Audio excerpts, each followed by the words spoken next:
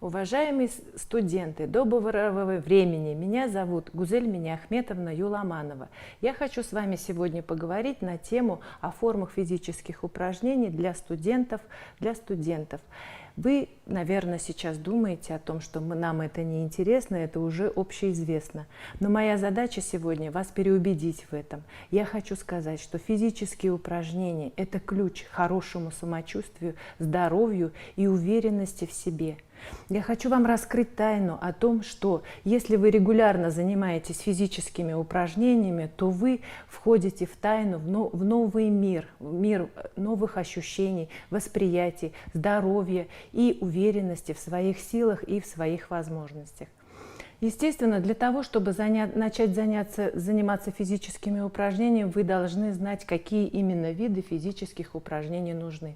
Многолетние исследования многих ученых, и зарубежных, и наших отечественных ученых, пришли к выводу, что для того, чтобы быть в хорошей физической форме, в хорошем физическом состоянии, нужно всего 4 формы двигательной активности. Это аэробные упражнения, силовые упражнения, упражнения на растягивание и на баланс.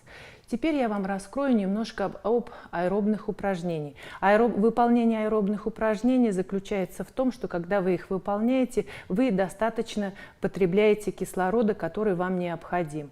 Аэробные упражнения, какие они? Они помогают нам, расслабляют стенки кровеносных сосудов, сжигают лишний жир, снижают уровень сахара в крови, улучшают, естественно, если это все у нас происходит, улучшается и настроение. И в сочетании с потерей веса у нас, получается, снижается уровень плохого холестерина.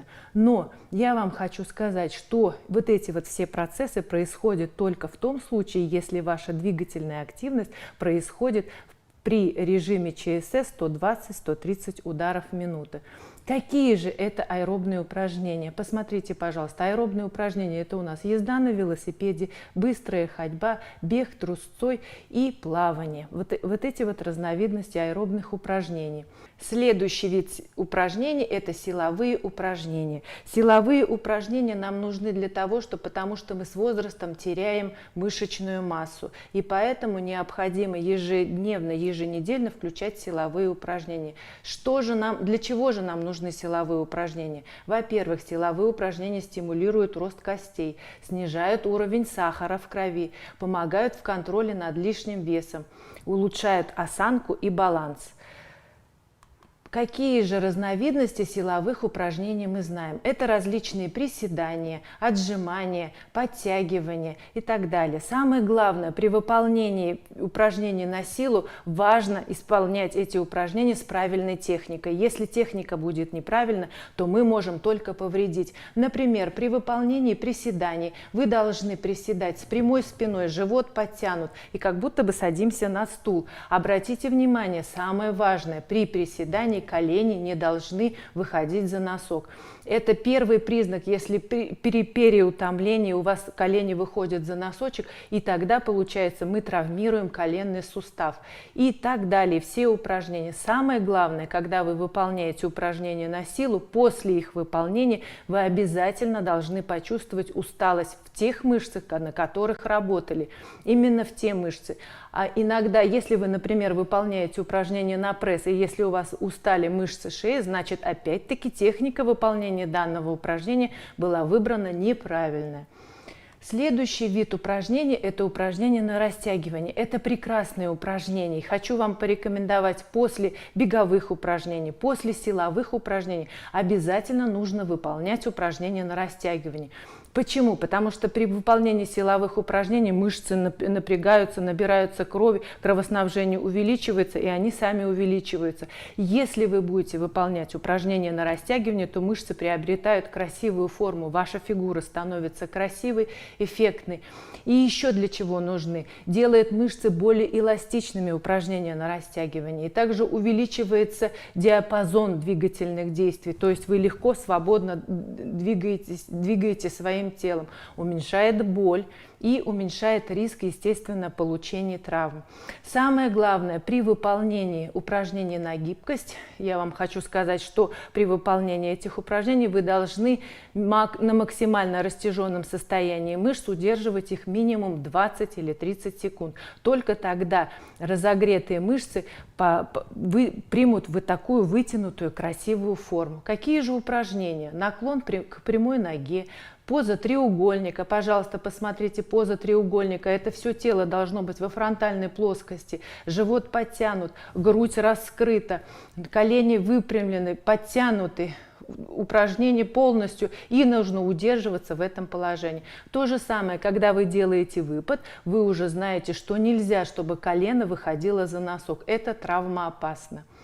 Следующий вид, посмотрите, пожалуйста, какие основные принципы самостоятельных занятий. Многие ученые, и зарубежные, и отечественные ученые пришли к тому, что всего-то ничего, нужно всего 3 условия выполнять, чтобы был эффект от наших упражнений. В первую очередь, тренируйтесь через день или 3 раза в неделю. Это почему так нужно? Потому что после одного тренировочного занятия, если это было в понедельник и если это будет в воскресенье, то не будет кумулятивного эффекта. То есть наслоение нагрузки не будет наслоение нагрузки одной на другой. Если вы тренируете через один день, получается кумулятивный эффект. Второй день накладывается нагрузка, и тогда у нас все функциональные системы организма начинают тренироваться, повышается работоспособность. Следующий момент – это тренируйтесь непрерывно в течение 20 минут. Почему тренироваться необходимо в течение 20 минут? Только когда проходит 20 минут, все системы организма начинают вырабатываться. И начинается наша функциональная система сердечно-сосудистая, дыхательная, опорно-двигательный аппарат начинают работать, и тогда уже на ступень выше поднимается уровень подготовленности, у вас повышается. Следующий. Тренируйтесь энергично. Энергично, я уже вам говорила, чтобы какой-то эффект достичь, нужно обязательно, в первую очередь для начинающих, чтобы ЧСС было от 120 до 130 ударов в минуту.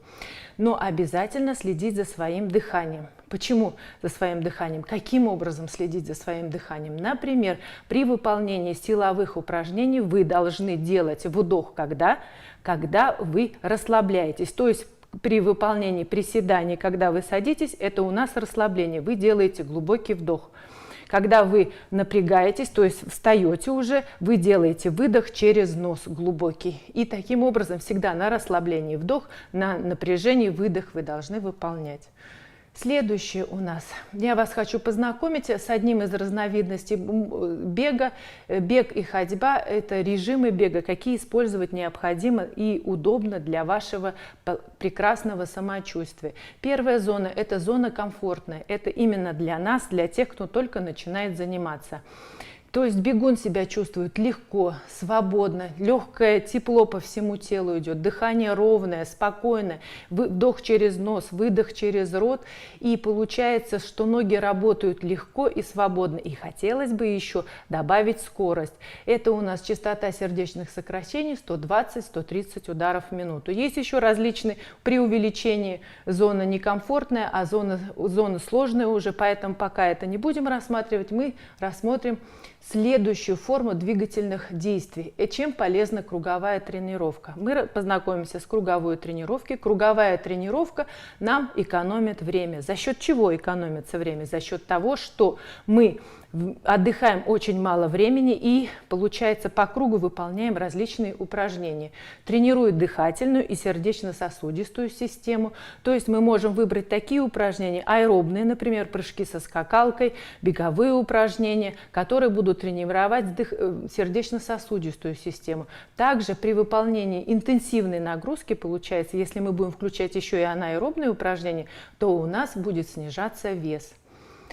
Это все зависит от этого. Самое главное требование при выполнении при составлении комплекса круговой тренировки необходимо, чтобы упражнения чередовались на разные группы мышц. На мышцы верхней конечности, на мышцы нижней конечности, на мышцы живота, на мышцы спины. Таким вот образом. И в зависимости от такой цели, какую вы хотите достичь, сжигание жира или формирование сердечно-сосудистой системы, то есть вы режимы все различные выбираете сами, естественно. Следующее у нас, я вас хочу познакомить, вы, наверное, знаете, может быть, кто-то не знает, но я хочу сказать, что такое табата. Вы знаете, что такое табата? Табата – это у нас высокоинтенсивная тренировка, которую изобрел великий доктор японский Изуми Табата. Это еще в 1997 году были его исследования, и он определил всего за 4 минуты можно совершенствовать и аэробную, и анаэробную систему, то есть какую вам необходимо. И 20 секунд работаете, 10 секунд отдыхаете, и 4 минуты по полной выкладываетесь, и уже через 4 минуты вы здоровый, счастливый, и уже уверенный в себе и красивый. В чем же преимущество табаты? Табата отлично сжигает жир. Опять-таки ученые провели исследование о том, что при выполнении интенсивной работы вот в табате-раунде за 1 минуту работы теряется всего целых 15 килокалорий. При том же, если мы бегаем, также 1 минуту в среднем темпе 8 км в час, то теряется всего 8 калорий. Поэтому это прекрасная программа для того, чтобы сжигать жир. Второе. Увеличивается аэробная и анаэробная выносливость. Также ученые провели исследования. Были выбраны 2 группы. Одна группа занималась высокоинтенсивной тренировкой 4 раза в неделю по 4 минуты всего. Вторая группа занималась со средней интенсивностью и занималась 5 раз в неделю и по часу. И посмотрите, через 3 месяца работы в таком режиме, что у нас вышло. Та группа, которая занималась со средней интенсивностью, получается, у них повысились значительно аэробные механизмы энергообеспечения. Те же, кто занимался по 4 минуты с высокой интенсивностью, у них повысилось и аэробное, и анаэробное. То есть я хочу сказать, что вот эти вот смешанные виды выносливости, и аэробной, и анаэробной, помогают наиболее эффективно нам ощущать себя прекрасно, здорово, счастливо. И я вам рекомендую вот этот вот режим работы. И, естественно, тратится минимум времени.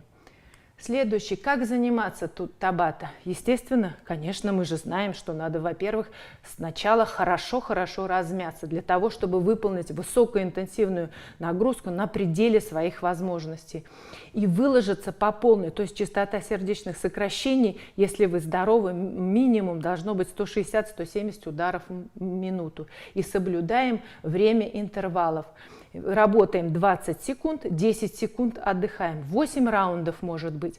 8 раундов таких, получается, укладывается в 4 минуты. Но мы можем, если мы хорошо подготовились уже, мы можем использовать 3-4 таких табата раундов.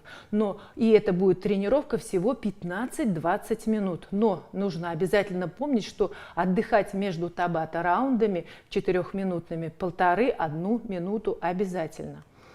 Какие же упражнения необходимо выполнять? Вообще можно в этом табата-раунде выполнять только одно упражнение. Естественно, оно должно быть вам хорошо знакомо и спокойно, чтобы вы его выполняли с правильной техникой. Но обычно выполняется по 8 упражнений, 8 раундов и 8 упражнений выбирается. Поэтому вы можете выбрать, опять-таки, как в круговой тренировке, для разных групп мышц, чтобы вам было эффективнее все мышцы тела прокачивать. То есть различные спринты, прыжки через скакалку, если вы хотите больше аэробную систему совершенствовать, бёрпи, плавание, отжимания, выпады и приседания. То есть разнообразные упражнения – это выбор для вас, как вам нравится, как вам удобно. В принципе, я вам хочу сказать, что я вам рассказала все режимы работы, какие бывают упражнения. Я хотела вас завлечь в этот прекрасный мир. Пожалуйста, занимайтесь, выбирайте, тренируйтесь и будьте здоровыми, счастливыми и успешными. Достигайте успехов в карьере. С вами была Гузель Миниахметовна Юламанова. До следующих встреч.